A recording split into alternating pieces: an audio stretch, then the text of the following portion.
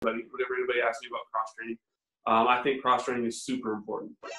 It's great if you have the opportunity to do it. I definitely recommend it, but you've got to have a home gym. You've got to have a single mentor that is there to guide and develop you.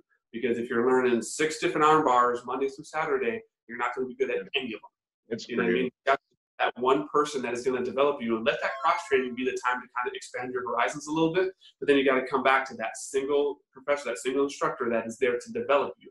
Because if you don't have that, you're going to be an inch deep and a mile wide.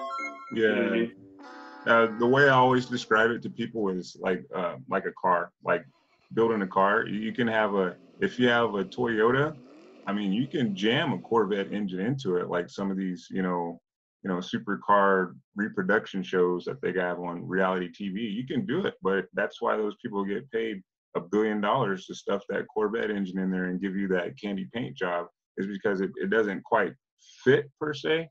And like each teacher has their own system.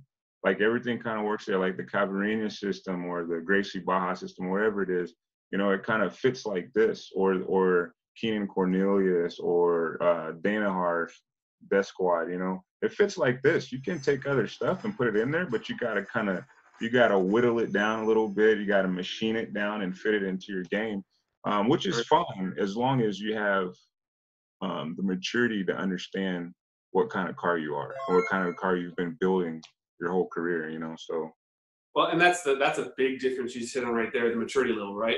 There's a big difference between white and blue belts, you know what I mean, doing the traveling everywhere and training at a bunch of different gyms versus, a more senior belt, like a black belt that's already competing at a high level, or, a brown belt trying to figure out, what their top level game is going to be like. Those people kind of already have their pieces put together.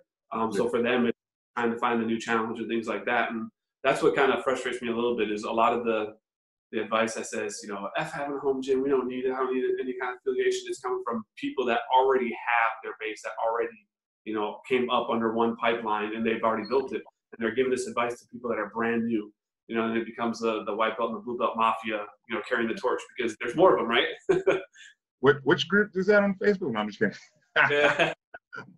All of them. All these groups are ruled by BJJ blue belts and white belts that know everything. Champions. They get a soundbite, they don't understand the context behind it, and they're off to the races. Yeah. Totally understandable. Oh man, I don't even comment in some of those groups. I just can't. I can't do it. It's too easy, and they're gonna blow up my Facebook notifications for 3 days.